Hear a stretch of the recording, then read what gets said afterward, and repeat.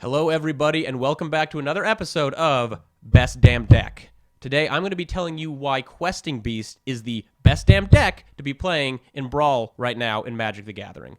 So, today we're going to be covering 5 things in this video. We're going to cover what Questing Beast does, why that's good, we're going to cover interesting interactions, we're going to find some weaknesses, and then we're going to talk about how we're going to overcome those, and we're going to wrap up with final thoughts. So, the first thing we're going to do is, what does he do? So, Questing Beast is a 4/4 for 4 mana, 2 green and 2 colorless. He is a legendary creature beast, and he's got a bunch of text, so let's get into it. First off, he has Vigilance, Death Touch, and Haste. So what that means is Vigilance says that when he attacks, he doesn't have to tap. So he's going to attack in, and he's going to be able to block next turn. Death Touch means that any amount of damage he deals is considered lethal. So if he gets blocked by a 10/10, he's going to kill that 10/10. If he gets blocked by 2 10/10s, he's going to assign damage to both of them and kill both those 10/10s. And Haste means that when he comes down, he gets to attack right away. He's not affected by Summoning Sickness, so the turn he comes in, he's swinging and he's staying untapped when he does it. So in addition to that, he can't be blocked by creatures with power 2 or less, which is really awesome. And then combat damage that would be dealt by creatures you control can't be prevented. So protection effects, fog effects, anything that says creatures don't deal combat damage, he's ignoring that for your creatures, and that's just your creatures.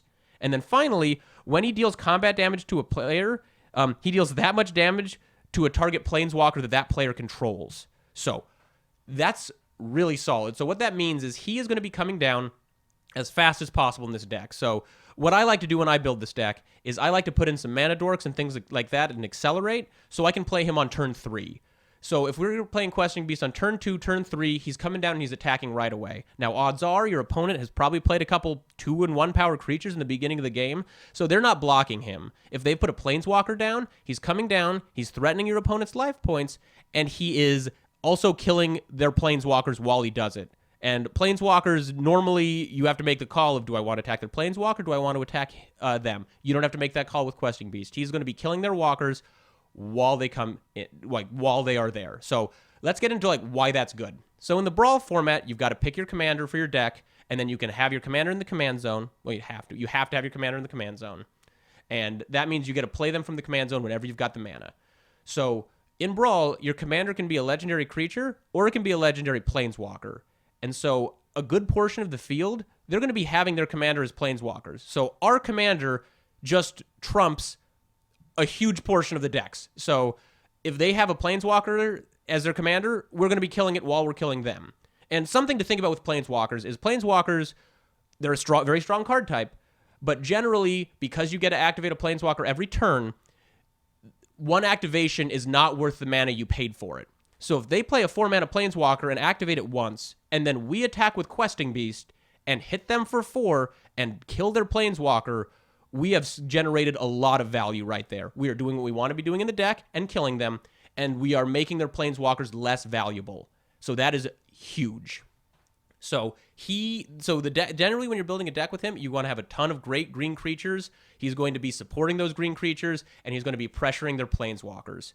So he is a great commander for that. We're going to get into some interesting interactions here. So one of the interesting interactions that we get with a creature with Death Touch is if we can give him Trample, he gets insane. This is one of my favorite things. So not everyone knows this is what happens with Trample and Death Touch, but I should probably explain what Trample does. So Trample means that if you deal if you attack with a creature with Trample, any excess damage that isn't blocked is going to go over and hit the opponent. So if I have an 8/8 with Trample and I attack and you block with a 5/5, I'm going to kill your 5/5 and I'm going to deal you 3 damage.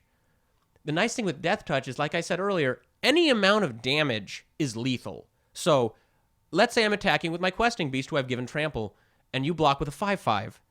I'm going to deal 1 point of damage to your 5/5 and 3 to you. You block with 2 5/5s. I'm going to deal 1 damage to each and 2 to you, and both your creatures are going to die. So he just gets absolutely nutty with Trample. We have some really good ways to give him Trample as well. We have Endmaze Forerunners, which is a 7/7 for 8, that when he comes in, he's going to give your entire team +2/+2, Trample, and Vigilance. Vivian Arcbow Ranger, give her plus ability. She's a planeswalker. She's going to plus to give put 2 1/1 counters on creatures you control, and then those creatures that got 1/1 counters are going to get Vigilance and Trample. So it's not hard to give him Trample, and that's just absolutely nutty. In addition to that, so in Standard right now, in Thrones of Eldraine, we have some non-human tribal. So the Questing Beast, like I said, he's a beast. He's not a human. We're going to get that tribal bonuses. So if we're running, say, like Sir Fair and the Henge Hammer, if we're running Return of the Wild Speaker, we're going to be getting those non-human bonuses on Questing Beast, which is just absolutely awesome. So, and moving on from those interactions, one of the realities about Questing Beast is he's kind of his own package. He slices, he dices, he's got all sorts of words.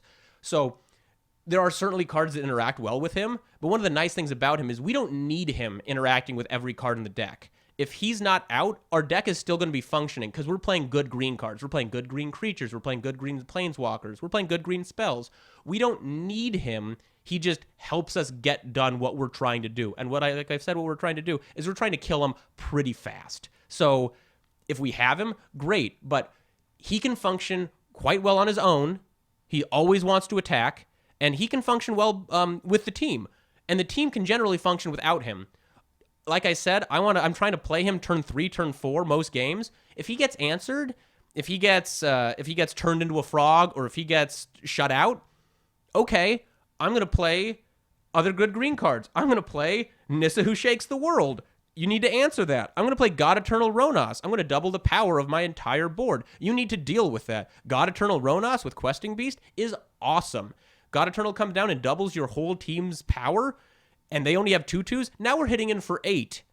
So Questing Beast is great. He works well with the team, and he can work well with he works without him, and the team doesn't need him to function for a good deck. So let's move on into weaknesses now. So one of the realities of this is playing Brawl is if our commander's mono green, we're in mono green.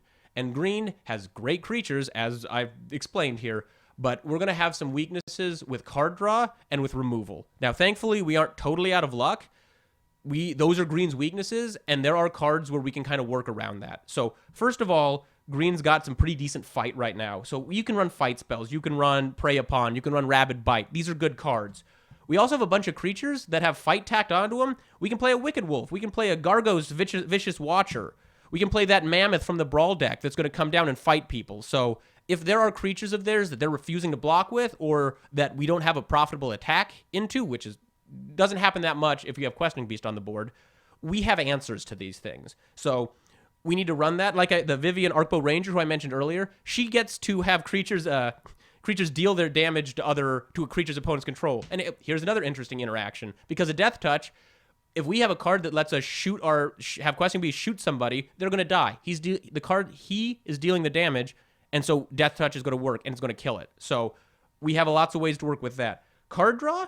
Green's not terrible at card draw, but we've got to work with our creatures. So we can run Return of the Wild Speaker. That's that card I mentioned earlier with that non-human tribal. It's got 2 parts. The other part is we're going to draw cards equal to the power of equal to the greatest power among non-human creatures you control for 5 mana.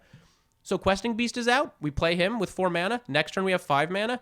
It's really great to just pay 5 and draw 4. That is a better rate than blue gets. So if we are just refilling our hand after we jam some early attackers and Questing Beast down, that is great. That's what we want to be doing. So we don't get these draw spells like these other colors are going to get, but we still have ways to draw cards. We have the Great Henge, which this card is nuts.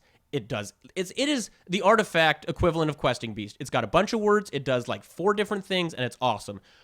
This card, I don't know if I play this card, I almost always win. So I play that. You've killed my Questing Beast. Well, I can play him again because it's giving me mana. So I'm getting to play that command tax with the Great Henge. If I have Questing Beast out, the Great Henge, it costs 5. That's awesome.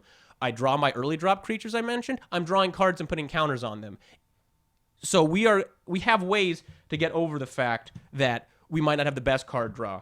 We've got Beast Whisperer. Anytime we play a creature, we draw a card. That's great. We've got another Vivian because Vivian's awesome. Vivian, Champion of the Wilds. She's going to give our creatures flash, which is nuts, and she's going to help us draw more creatures. She's going to help keep our other creatures with vigilance. She's going to help keep our board protected while we punch in. So, like I said, mono green, we have to deal with the issues that arise from having a mono green deck, but we have tools to do that. So let's move on to final thoughts. So, like I said, this is a really aggressive deck, and that is, I think, where we want to be with Brawl. because it's a singleton format and a lot of people are playing multicolored. People are trying to run 3 and 5 color decks here. And so if they stumble, we're going to take advantage of it. We're playing mono green. We're going to play a 2-drop. We're going to play Questing Beast. We're going to attack you. We're going to just keep playing threats down. We are going to punch through, and even if our opponent doesn't stumble, we've got a decent chance. If one thing doesn't work out, if they have one bad turn, they have to keep playing lands that come into play tapped, we're going to win. So we've got a commander that is a great leader for a really aggressive deck. We've got a bunch of great green cards right now, and that is why I think Questing Beast is the best damn deck to be playing in Brawl right now in Magic the Gathering. Thank you so much.